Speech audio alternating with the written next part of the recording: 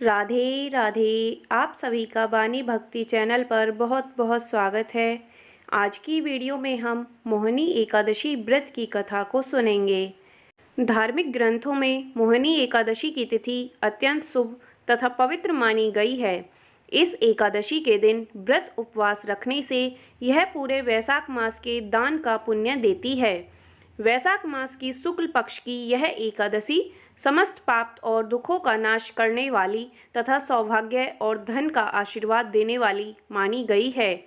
इस व्रत को करने से मनुष्य सब मोहजाल से मुक्त हो जाता है। तो चलिए सुनते हैं मोहिनी एकादशी व्रत की कथा।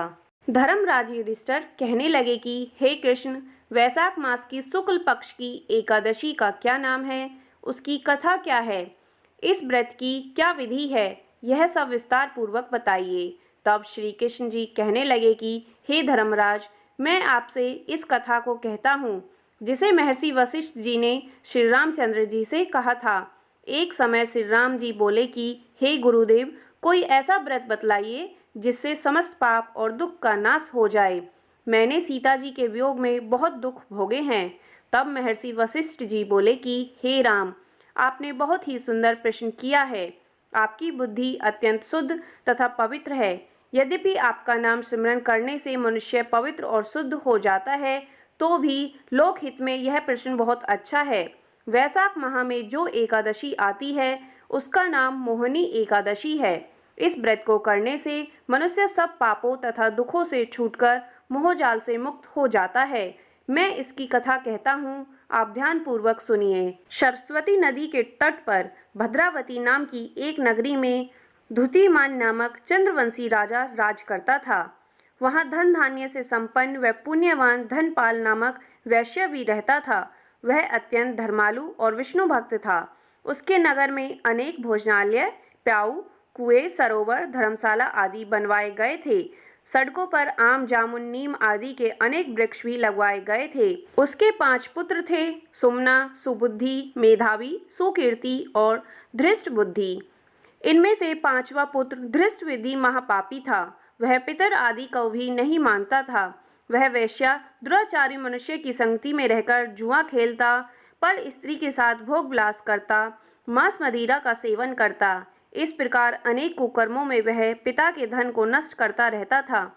इन्हीं कारणों से त्रस्त होकर पिता ने उसे घर से निकाल दिया और घर से बाहर निकलने के बाद वह अपने गहने कपड़े बेचकर अपना निर्वाह करने लगा। जब उसका सब कुछ नष्ट हो गया तो वह वेश्या और दुराचारी साथियों ने उसका साथ छोड़ दिया।